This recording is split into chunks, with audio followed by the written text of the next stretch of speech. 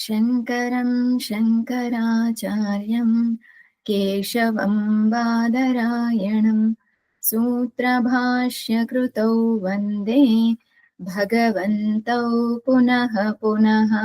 ईश्वरो गुरुरात्मेति मूर्तिभेदविभागिने व्योमवद्व्याप्तदेहाय दक्षिणामूर्तये नमः। శ్రీమద్ భగవద్గీత యొక్క ధ్యాన శ్లోకాలను తెలుసుకుందాం. ఈ ధ్యాన శ్లోకాలను శ్రీ మధుసూదన సరస్వతి స్వామీజీ రచించడం జరిగింది. అందులో ప్రథమ ధ్యాన శ్లోకం ఓం పార్థాయ ప్రతిబోధితాం భగవతా నారాయణేన స్వయం వ్యాసేన గ్రథితాం పురాణమునినా మధ్యే మహాభారతం అద్వైతామృతవర్షిణీం భగవతీం అష్టాదశాధ్యాయినీం అంబ త్వామనుసందధామి భగవద్గీతే భవద్వేషిణీం.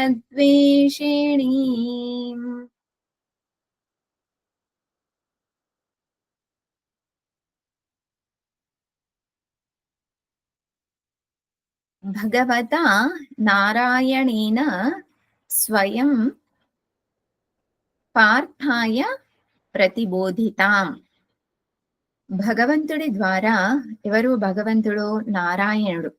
స్వయంగా నారాయణుడి ద్వారా పార్థుడి కోసం అనగా అర్జునుడి కోసం అనగా నా కోసం ప్రతిబోధితాం బోధించబడినటువంటిది ఈ భగవద్గీత.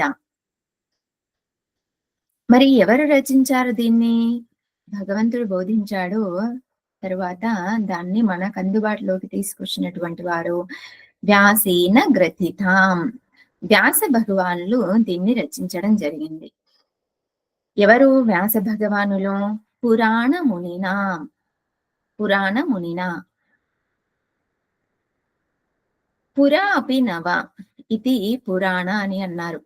పురాణ ముని అని అంటే మనం అనుకుంటాం సహజంగా పూర్వకాలంలో ఉన్నటువంటి ముని అయి ఉండొచ్చు అని. కానీ పురాణ ముని అని అంటే గొప్ప మహాత్ములు అని.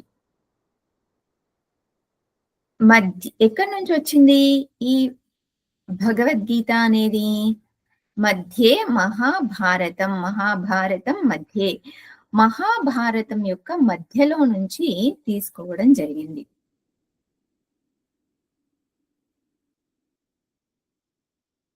మరి ఏం తెలియజేస్తుంది ఈ భగవద్గీత? మనకు దేనిని అందిస్తుంది ఈ భగవద్గీత అంటే అద్వైతామృత వర్షిణి. అద్వైతం అనేటటువంటి అమృత వర్షాన్ని కురిపిస్తూ ఉంది ఈ భగవద్గీత. వర్షిణీం భగవతీం అష్టాదశాధ్యాయినీం. ఎన్ని అధ్యాయాలున్నాయి ఈ భగవద్గీతలో అంటే 18 అధ్యాయాలున్నాయి. హే అంబా, ఓ అంబా, ఓ మాత, ఓ భగవద్గీత మాత, భవద్వేషిణీం. నాలో ఉన్నటువంటి భవ అంటే సంసారం, నాలో ఉన్నటువంటి సంసారాన్ని తొలగించేటటువంటి నిన్ను నేను అనుసంధానం చేసుకోవాలి అంటే అర్థం చేసుకోవాలి. త్వాం అనుసంధామి. భవద్వేషిణి. భవ అంటే సంసారం. ఇంతకీ సంసారం అంటే ఏంటి అంటే భార్య, పిల్లలు, తల్లి, తండ్రి వీళ్ళందరూ ఉండటం సంసారం కాదు.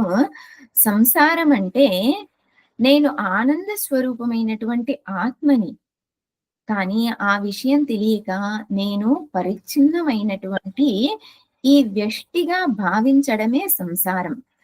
ఆ పరిచ్ఛిన్నత్వాన్ని తొలగించేటటువంటిదే ఈ భగవద్గీత.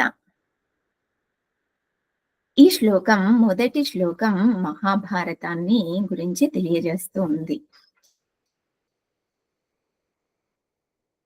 ఈ రకంగా మనము భగవద్గీతని ప్రార్థిస్తూ ఉన్నాము.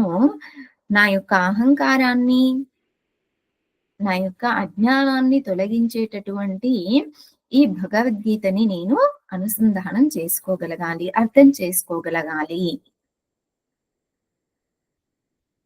ఓం పూర్ణమదః పూర్ణమిదం పూర్ణాత్ పూర్ణముదచ్యతే పూర్ణస్య పూర్ణమాదాయ పూర్ణమేవావశిష్యతే. ఓం శాంతి శాంతి శాంతిః. హరిః ఓం శ్రీ గురుభ్యో నమః. హరిః ఓం.